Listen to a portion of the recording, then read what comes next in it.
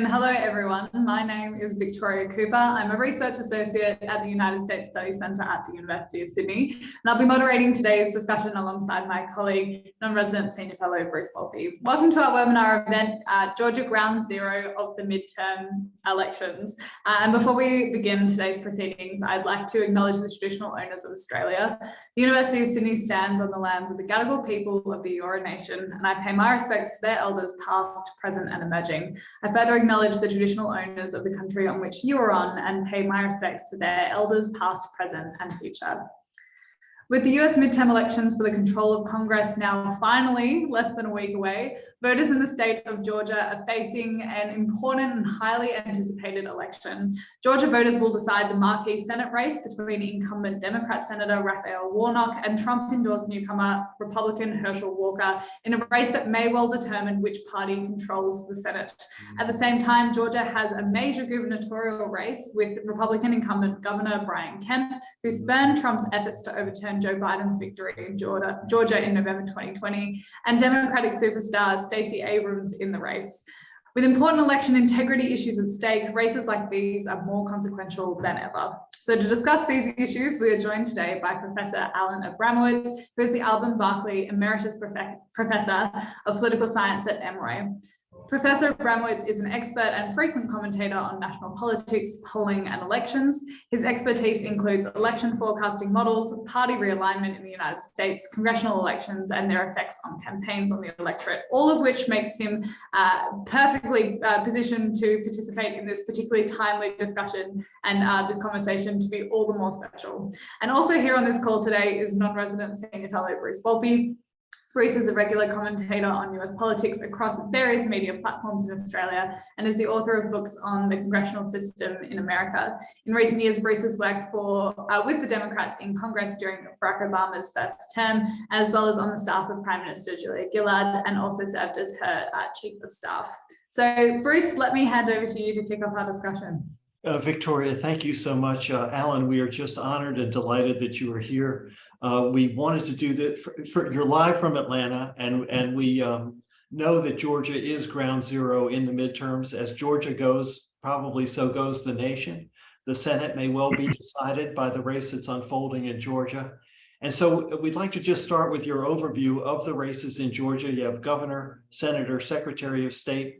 Secretaries of state are extremely important because they administer the election process in the United States and the legitimacy of elections, the certification of elections, and ultimately whether elections can be denied by any candidates are at stake. So we'd like to listen to you first on Georgia and then move out from there. Sure. So first of all, I'm delighted to be here with you. And thank you very much for inviting me. Georgia is indeed the epicenter of the 2022 midterm elections. Of course, there are a number of other states that are also going to play a crucial role in determining the outcome of this election. I'm sure we'll talk about some of those as well. But let me say a little bit about what's happening here in Georgia.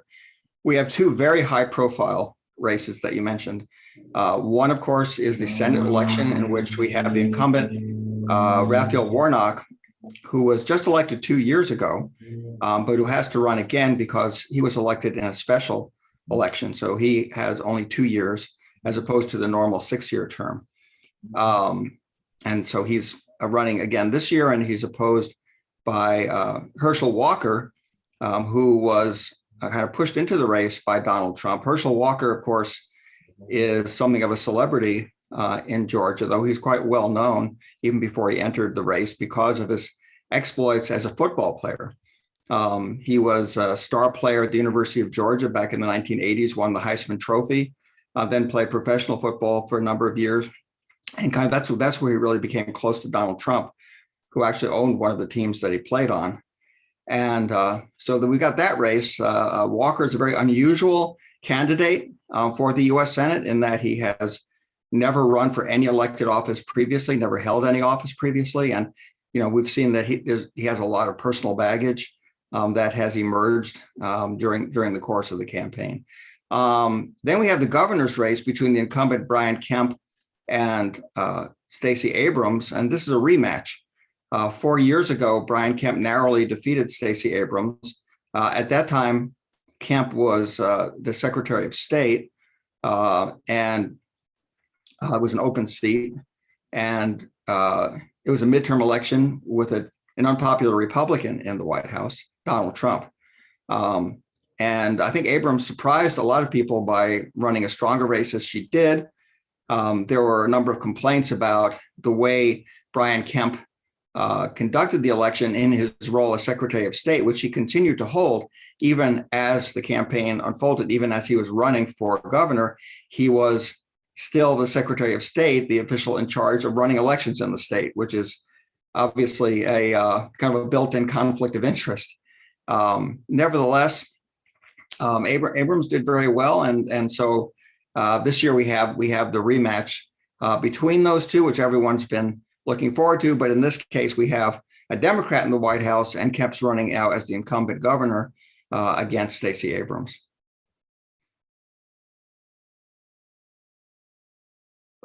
My apologies here. The thing about Stacey Abrams that I've been impressed with in this race is she's a superstar. I mean, she is the leader in voter registration in Georgia. She's an inspiration to Democrats across the country, but she's falling short. She appears to be falling short. Mm-hmm. And why is that? Because a lot of people thought she could absolutely not command, but so encourage high turnout that she would be more competitive this year than she even was 4 years ago. What's going on with Stacey Abrams and this race?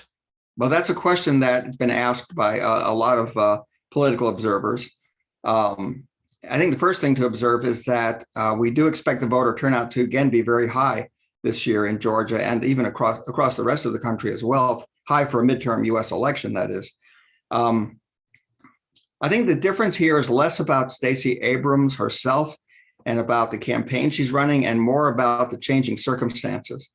So in 2018, Stacey Abrams had the advantage of running in a midterm election with an unpopular Republican president in the White House. Now she's having to run in a midterm election with an unpopular Democratic president in the White House. President Biden's approval rating in the state of Georgia are somewhere in the vicinity of 38%, I mean, a little bit lower than they are nationally, which is in the low 40s. So that, is immediately is going to make it difficult for any Democratic candidate. She's also running against an incumbent. And although Kemp is certainly, has had his controversies, the fact of the matter is, that he stood up to Donald Trump and refused to go along with Trump's demands to overturn the results of the election in Georgia. So along with Brad Raffensperger, who's the Secretary of State and also running for re-election, I think voters are giving both Kemp and Raffensperger credit for their willingness to stand up to Trump. They're both very conservative, but I think that they have a more moderate, perhaps more moderate image than they deserve, based on that reality. So, it's tough to run against an incumbent governor. In American politics, incumbent governors rarely lose. They usually only lose if they have, the national political environment is really bad for them, or there's some scandal or some other big problem in the state. So in this case, it looks like, Kemp just has some advantages and some things going for him that he didn't have going for him 4 years ago, and that's making it more difficult. So it looks like Kemp has at least a modest lead. The average across the recent polling has been around 6 to 8%, which by recent American standards is considered a pretty comfortable lead.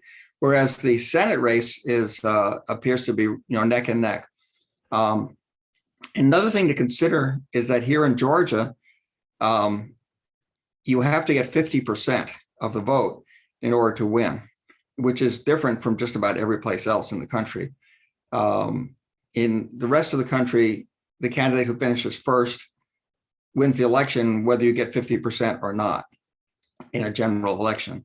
But in Georgia, you need to get 50%. And of course, what happened in the last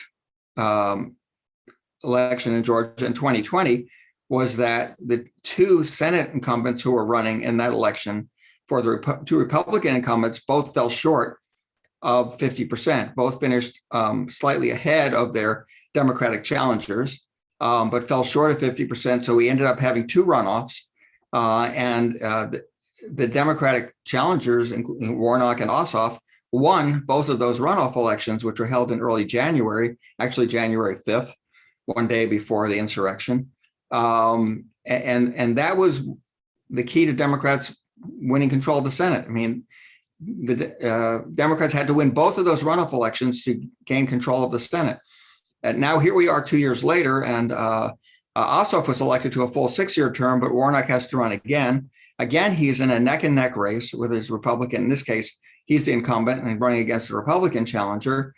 And the race is going down to the wire. And once again, there is a possibility of a runoff because there's a libertarian candidate in the race who is garnering, 2% of the vote, maybe 3% of the vote. And as a result, it's entirely possible. In fact, I'd say it's 50-50 chance, if not better, that neither Warnock nor Walker will get 50%. And we will have a runoff again. Only this time the runoff will be earlier. So the good news is we won't have to wait 2 months for the runoff election. It will take place in early December. So 4 weeks, I believe 4 weeks after the first round. And again, it is possible that the runoff election in Georgia will determine control of the U.S. Senate. If we're heading into that runoff with if Republicans have won 50 seats or already have 50 seats in hand, and Democrats have 49 seats in hand, again, that race will determine control of the Senate. If Warnock is reelected and it's a 50-50 Senate again, Democrats will maintain control because of the tie-breaking vote from the vice president. We're going to drill down further. Victoria, over to you. Yeah, no, I'd love to follow up on that Senate race. I mean, we're seeing two very different candidates. I think you described Herschel Walker earlier as having a lot of personal baggage. I personally like to say that he's scandal-ridden, whereas Raphael Warnock, he's generally considered to be quite sensible and experienced, and he's the incumbent Democrat at the moment. So I suppose I wonder, how is it that this race is so neck and neck and, potentially facing a runoff in December when the candidates are just so different? How is it that we have two candidates that are managing to corral an appeal? Right. A lot of people wonder, especially I think from the perspective of someone looking at this race from outside of the country, how is it possible that Herschel Walker is running neck and neck with Raphael Warnock? And I think to understand that, you have to understand some things about American politics in 2022. The first is that, again, as I mentioned, the national political environment is generally favorable for Republicans. So in a recent poll in Georgia, the New York Times Siena poll, for example, when they asked voters in Georgia, which party would you prefer to control the Senate? What they found was that there was a 4-point margin for favoring Republican control of the Senate among Georgia voters. When they asked about preference for the Senate in the actual Senate race, in that particular poll, Warnock had a 3-point lead. So there's this gap between voters' attitudes toward and then sort of their national political view of the national political race and their view of the local candidate. So Warnock is sort of outperforming the Democratic Party in Georgia right now. He's outperforming Joe Biden, who is pretty unpopular right now in Georgia. And so in that way, maybe it's surprising that he's still, as competitive as he is. The other thing you have to take into account here when you ask, like, why haven't these scandals hurt Warnock or hurt Walker even, more than they have, is the degree of partisan polarization in the United States and the phenomenon of negative partisanship that I think was mentioned earlier. And that is this tendency for, this growing tendency for voters to view the opposing party in extremely negative terms, and basically to believe that a victory by the opposing party and its candidates would mean the end of America as we know it.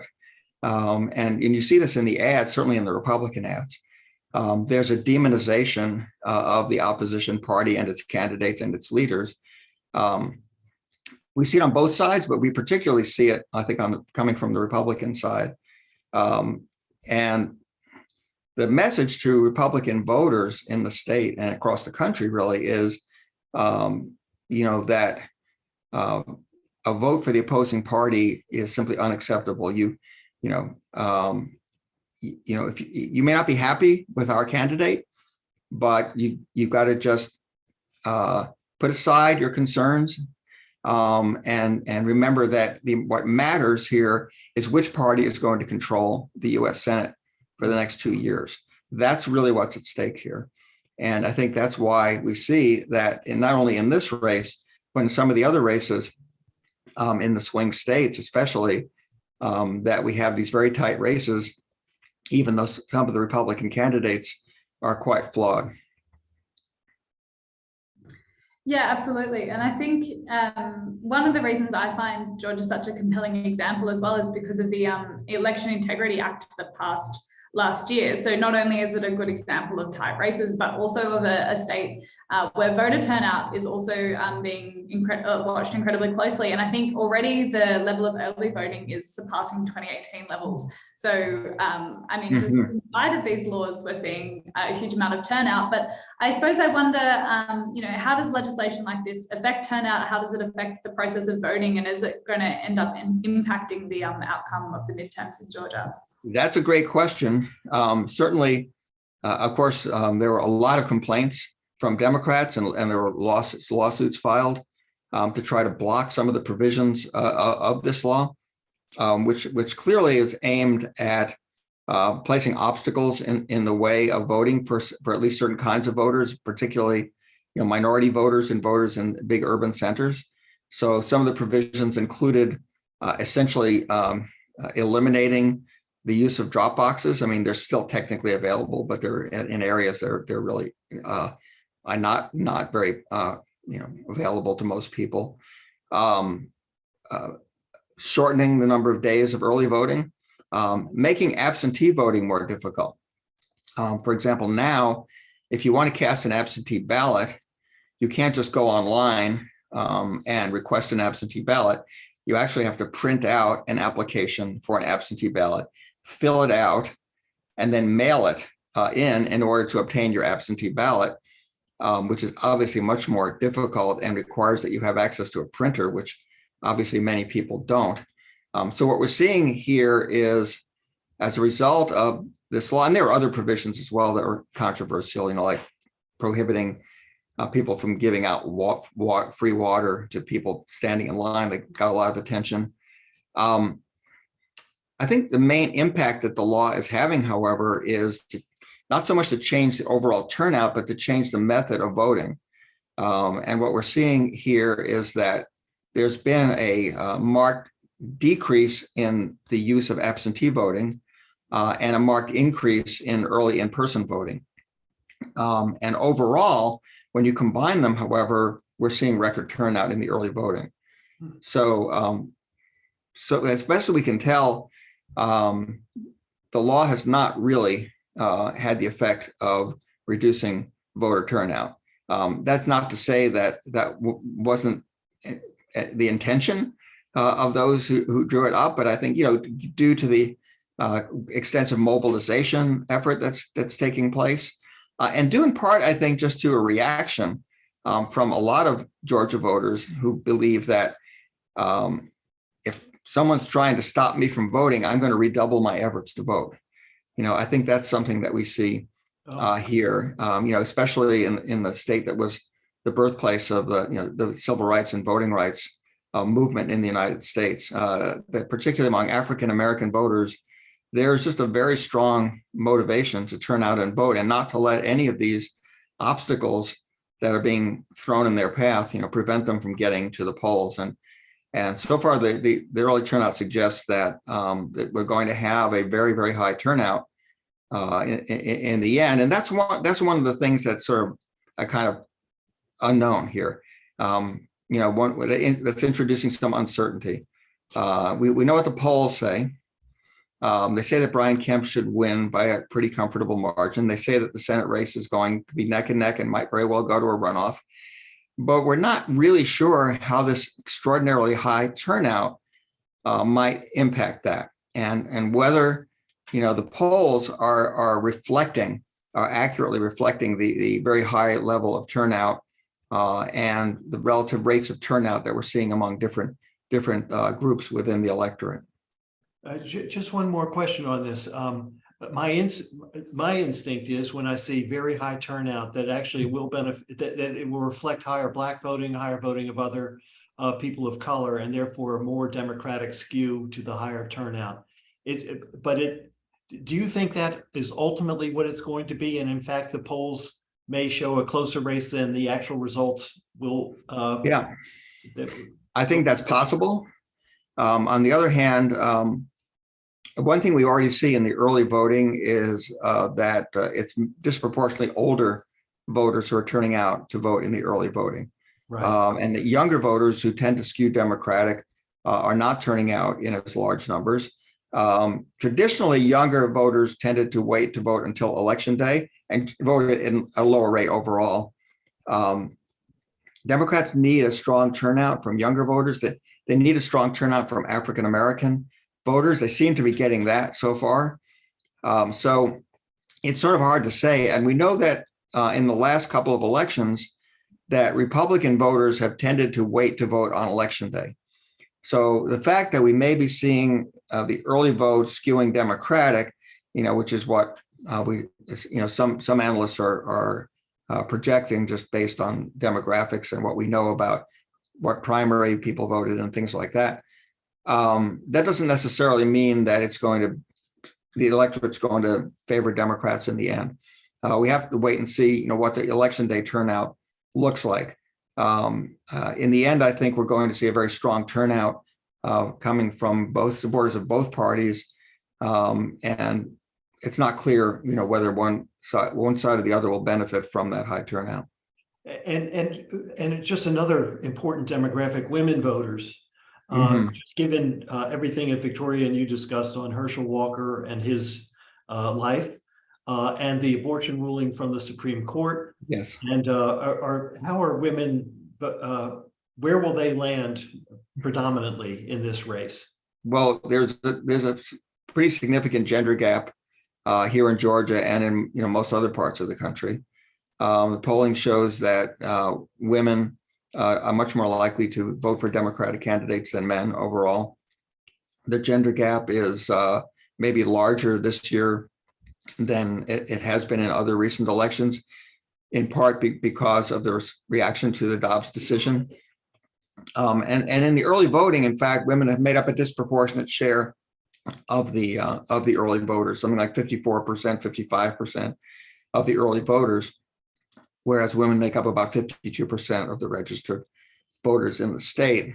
So that's would be considered a positive sign for Democrats, but again, we don't know what the election day turnout is going to look like. Right. But there's no question that there is a significant gender gap, and we're seeing that. We see that in Georgia, but we see that pretty much across the whole country. Just one more question on abortion, but then I want to broaden it out as to the drivers of the election generally across the country. But abortion is certainly one driver. But I've read that in states that have relatively positive abortion laws where women can access abortion services, that it's not as important an issue because they're living in a state where they can get reproductive health care. Is Georgia one of those states, or has Georgia enacted very strict abortion laws, and is that a driver in the Georgia election? Georgia is not one of those states. So Georgia has enacted a very strict law as for regarding abortion. It's not a total ban, but essentially abortion it's what's called a heartbeat bill. Yep. Which is a somewhat misleading name, but essentially what it means is that abortion is permitted up to 6 weeks of a pregnancy, which often means a woman wouldn't even know she was pregnant. And after that, it's only permitted in very limited circumstances. I believe it's rape, incest, and danger to the woman's life. One of the questions that's come up in the gubernatorial debates is whether Republicans in the state, if they retain control, of the legislature and the governor's seat, might in fact pass an even stricter law and like an outright ban. In the first debate between Abrams and Kemp sort of indicated that he was not interested in making any further changes. But in the second debate, I thought what was interesting was he did not make that same statement. He seemed to suggest that he might consider further changes in the law. And certainly abortion has been one of the key issues that's come up in the governor's race, but also in the Senate race. Herschel Walker in the past has supported a total ban on abortion with no exceptions. He has also supported a national law banning abortion, which would be very significant. Obviously, if you have a Republican House and Senate, that is something that could very well come about, although it would face a certain veto from President Biden. But in the campaign now, he's sort of backtracked somewhat on that and indicated that, well, now he supports the Georgia law. But of course, the issue of abortion has been very prominent in the Senate race, both because of the fact that it's an important national issue and because of Georgia's strict abortion law, but also because of Herschel Walker's personal history and the fact that here you have a person who supports a ban on abortion, who opposes allowing women to have access to reproductive health care, but who has himself apparently paid for abortions for at least 2 women. Now he denies it, but there's a good deal of evidence that supports these accusations, including receipts, including messages that he sent to the women. But his response to this has been essentially the same as Donald Trump's response to accusations that he engaged in sexual harassment and assault on women. Deny, deny, deny. Just keep denying. For the most part, it seems that Republican voters, those who are in the Republican camp and support him, are willing to go along with that. They're willing to accept that. The question is whether there are enough swing voters who might be turned off by these stories about his payment for these women's abortions, about his as well as his past history of violence, which has also gotten a lot of attention during the campaign. Yes. Thank you for that. Let's pull back from Georgia and just if you could briefly talk about what you think are the driving issues in the campaign. And then what are the key, well, we'll get to the House. Victoria will talk to you about the House, but what are the key Senate races that you're watching? It seems to me there are half a dozen Senate races, all within the margin of error, and they will determine control of the Senate. Exactly. So there are at least 4 Senate races that right now are up for grabs. And given the fact that we have a 50-50 Senate, a shift of just 1 seat in favor of the Republicans, if they just gain 1 seat, they'll have a majority. And Mitch McConnell will be back as majority leader. So we have Georgia that we've talked about, Arizona, where the incumbent Mark Kelly has been holding a lead over his Trump-backed challenger, Blake Masters. But that lead has narrowed in the polls. It seems to be somewhere in the vicinity of maybe 3%, 4%. It was a little bigger than that in the New York Times Siena poll, but it's been smaller in some others. So Arizona is certainly a key race there, and there are some other key races in Arizona as well. Then we have Pennsylvania. That's an open seat where you have a Republican senator incumbent retiring, Pat Toomey, and you have the Democratic Lieutenant Governor John Fetterman opposing another Trump-backed candidate, the celebrity TV doctor Mehmet Oz. And that race initially looked like Fetterman had a pretty comfortable lead, but there have been issues involving his health. He suffered a stroke back a few months ago, and it's been recovering slowly from that, and it's pretty clear that he is not fully recovered yet. So that became an issue, and then especially in the recent, the one and only debate that took place between those two candidates, when Fetterman had to make use of closed captions to read the questions that were being put to him in the debate. And it's not clear, what impact that is going to have. Oz is not very popular, but again, the national political climate is favorable to Republicans, and Pennsylvania is another swing state. So I'd say that one is really up for grabs. Then, you've got, so you've got Arizona, Georgia, Pennsylvania, and I'm trying to remember the fourth state. Nevada. Yeah, Nevada, of course. In Nevada, another Democratic incumbent there, Cortez Masto, in a neck-and-neck race there with Adam Laxalt, as you mentioned. Someone comes from a very well-known political family, heir to a Republican, strong Republican history of Republican leadership there. That race has been neck and neck, and a lot will hinge there on the Latino, the size of the Latino vote. It's very, very important to both Arizona and Nevada, and how large it is, and whether Democrats are able to get the kind of margins among Latino voters in those races that they need, in order to be victorious. So those are the four that everyone's been looking at for a while, but there are a couple of others that I think bear watching as well. New Hampshire is certainly one where I think a lot of political observers thought that race was over and in the bag for the Democratic incumbent Maggie Hassan when the Republicans nominated Don Bolduc, who is a far-right election denier, although he's backtracked on that. Once he won the nomination, he changed his opinion on whether Joe Biden was actually elected the legitimate president of the United States.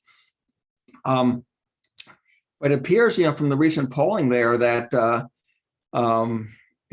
one is not it's not at all certain.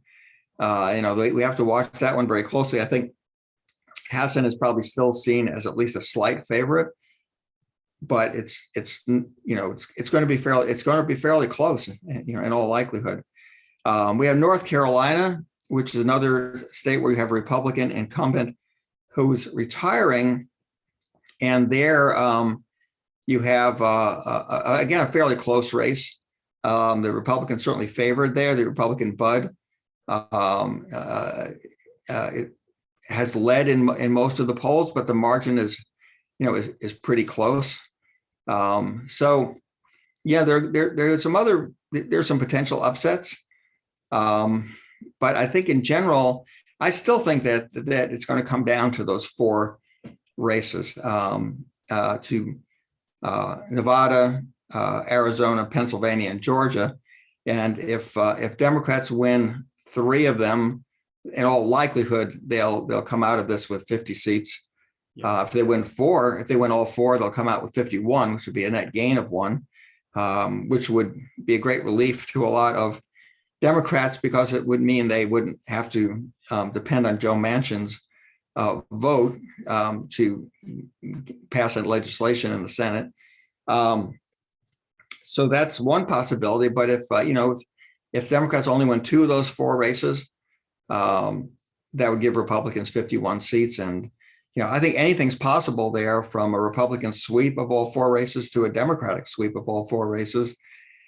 And I think they're all going down to the wire, and we won't really know. We won't have a very clear indication of how those are going to come out until they actually count the votes, which may take some time, by the way, in some of these states. Yeah, we may not know on election night. Victoria. Yeah, great. I'd love to follow up. I mean, I'm just going to shamelessly ask the million-dollar question. Considering your background in polling, I feel like you're well positioned to answer this. But what are we looking at? What are the predictions here for the House and Senate? I mean, you've spoken a little bit to the Senate, but maybe more so to the House. Are we looking at a red wave? What can we expect?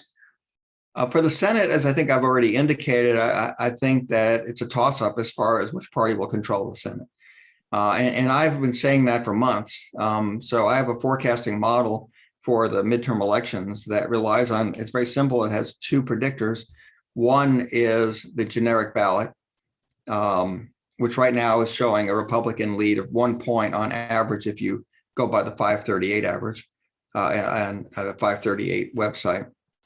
And the second factor is just how many seats is each party holding or defending going into the race. And the advantage that Democrats have in the Senate elections this year is that they are only defending 12 of the 34, 30, I think it's now 35 seats because of a special election in Oklahoma. So 12 of the 35 seats are Democratic seats, 23 are Republican seats. So Republicans have more to lose, you might say there. Now, the large majority of those seats are safe, for one party or the other. So it really comes down to, 5 or 6 competitive races. But it's pretty clear, I think, that this, I think most observers would say the Senate could go either way. And we could end up anywhere between 53 Republican seats and maybe 52 Democratic seats. The single most likely scenario, I would say right now, is a 50-50 Senate once again. But that's not that's far from a certainty. On the other hand, when we look at the House elections, I believe from the beginning, and my model actually predicted that Republicans would win a majority of seats in the House. That's the normal pattern in midterm elections. The president's party loses an average of about 26 seats in the House if you average it across the 19 midterm elections that we've had since 1946. The number of seats that the president's party loses is quite variable. And there have been 2 elections where the president's party has won, actually gained seats in a midterm election. But in both of those cases, the circumstances were very different from what we have this year. In 1998, Bill Clinton had an approval rating of over 60%, and Democrats actually gained a handful of seats in the House. That was during the time that Republicans were trying to impeach Bill Clinton, and that was not popular. In 2002, Republicans gained, I believe it was 8 seats in the House. But at that time, George W. Bush, the Republican president, had an approval rating of well over 60% in the aftermath of the 9/11 attacks on the United States. So the circumstances were very different. You had very popular incumbent presidents in the White House. With an incumbent president with an approval rating of well below 50%, it's hard to imagine that happening. So it's pretty clear all along. I think Democrats are very likely to lose control of the House. The question has been, how many seats are Republicans going to gain? Are they going to have a very narrow majority, maybe gain 15 seats or 20 seats at most?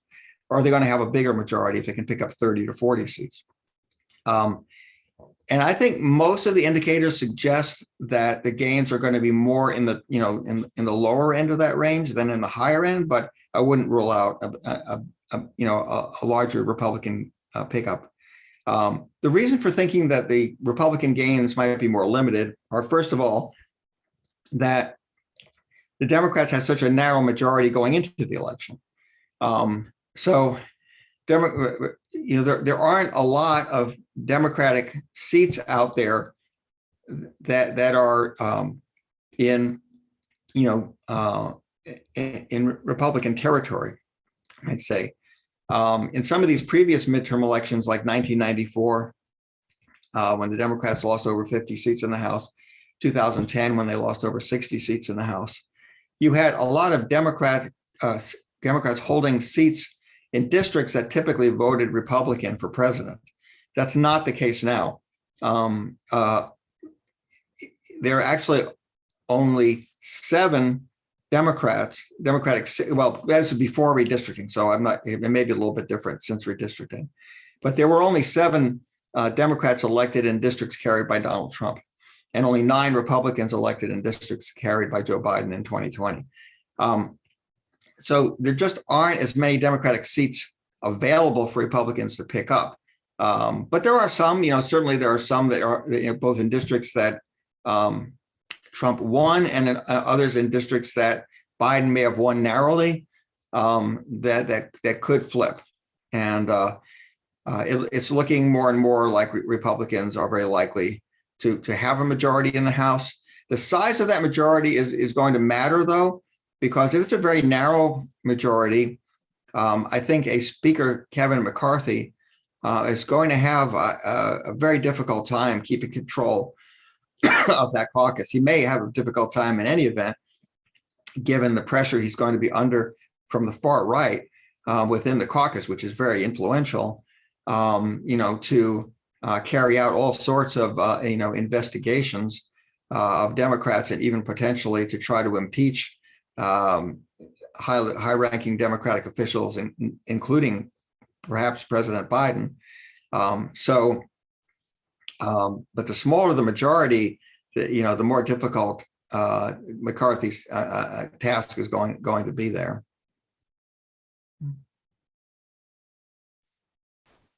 Bruce, you might need your microphone.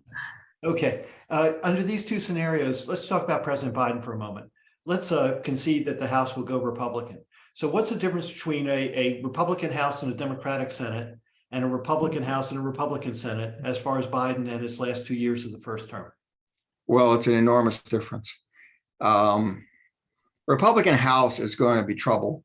It's going to give Biden trouble, regardless of which party controls the Senate.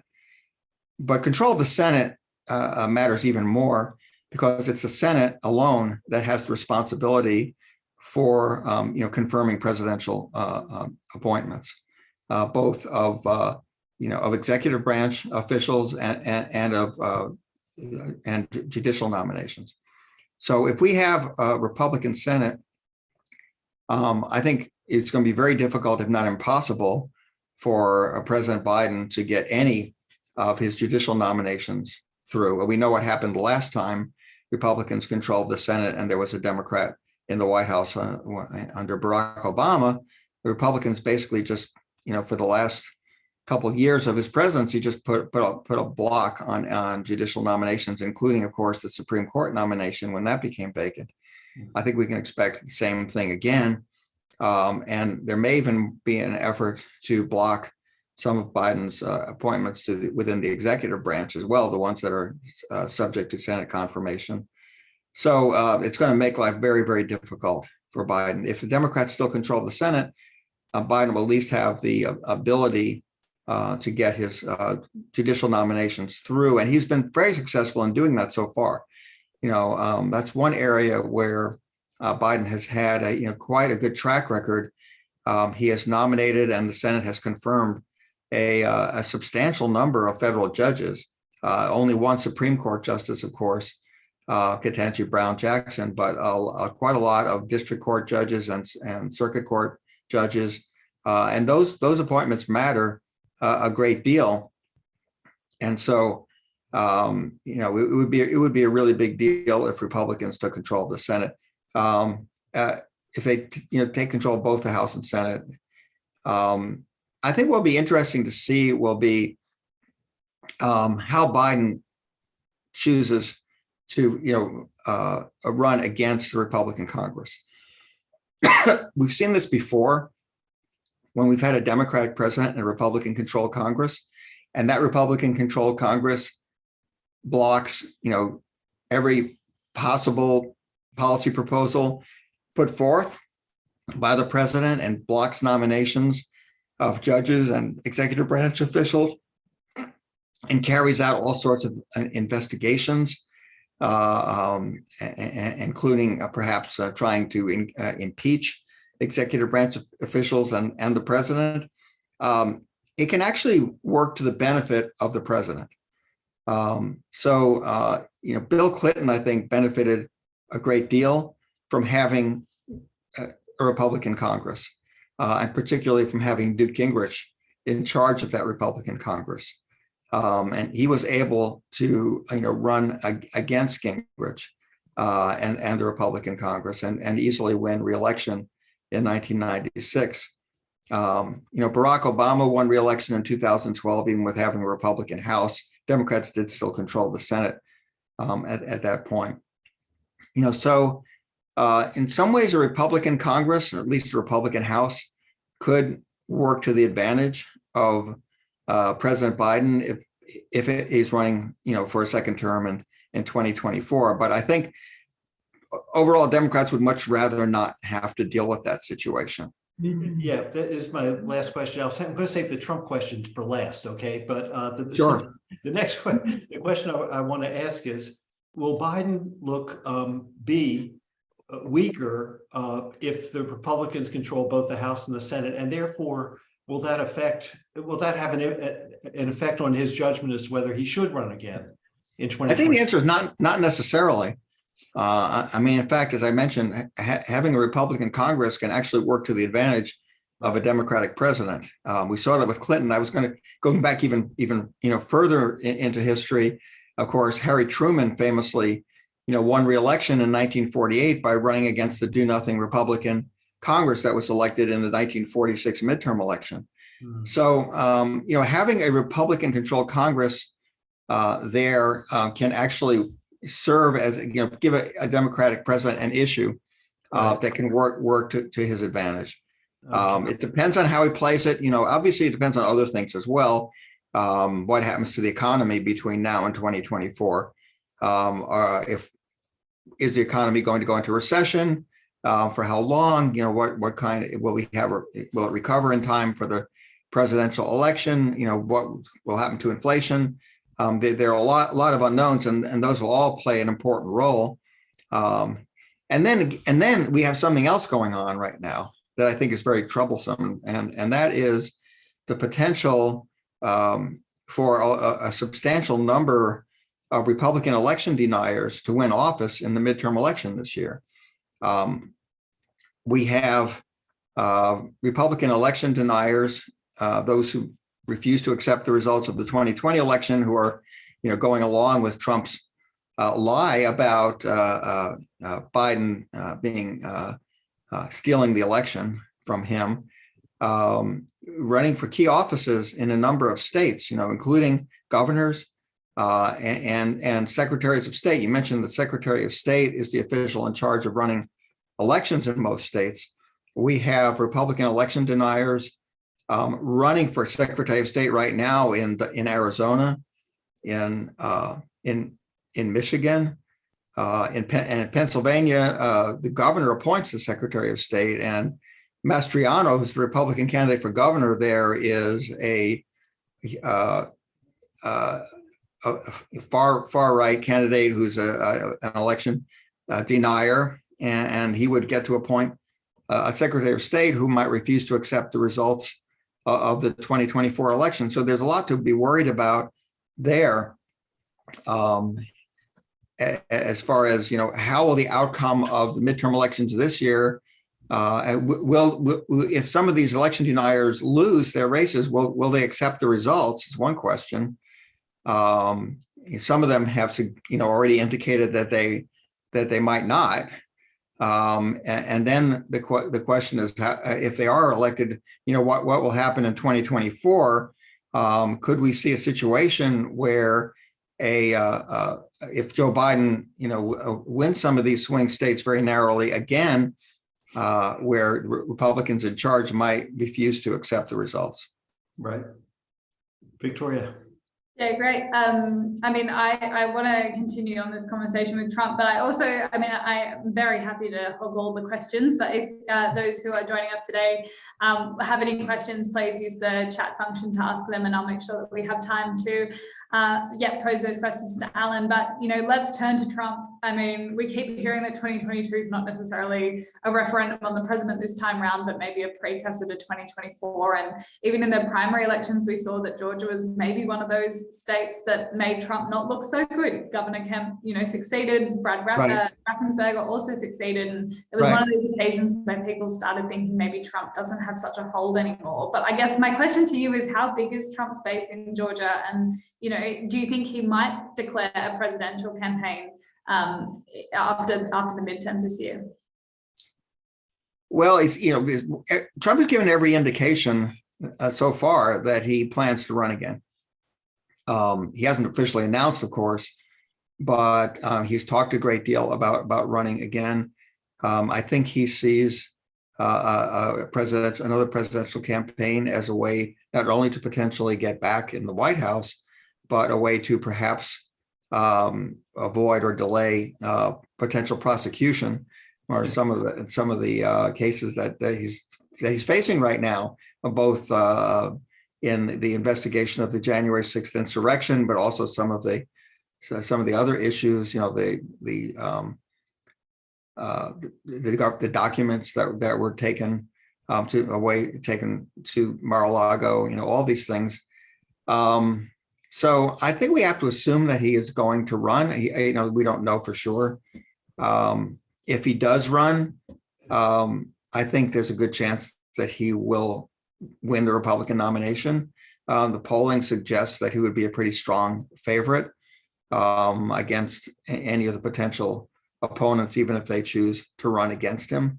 So, it's far from certain, but I think there is a distinct possibility that Trump could run again, in which case we could very well be looking at a rematch between Trump and Biden, because I think one thing that will keep Joe Biden in the race would probably be likely to increase the chance that he does run for a second term would be the chance to run against Donald Trump again.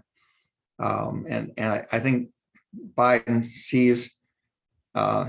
believes that he is in a position to save the country from a return of Donald Trump to the White House, and that he may be the only one who can do that. That may not be true, but I think that Biden probably believes that is true. And so if Trump runs, then I think Biden will in all likelihood will run again. He may run anyway.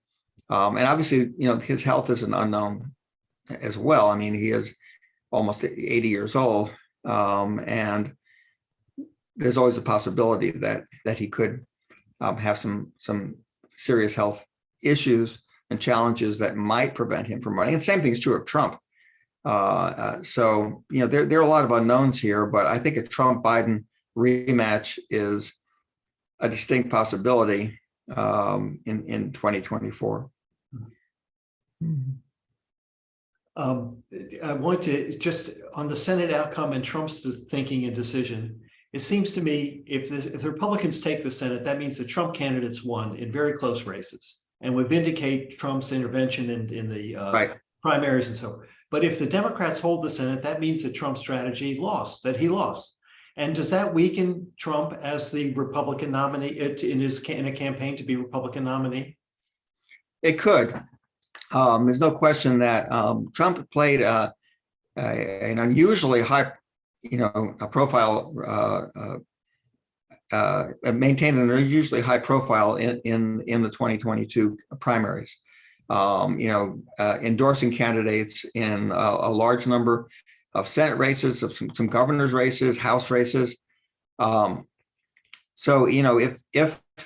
if his candidates that he endorsed here, and in many cases, these candidates were running against other Republican candidates who were endorsed by kind of more Republican establishment leaders.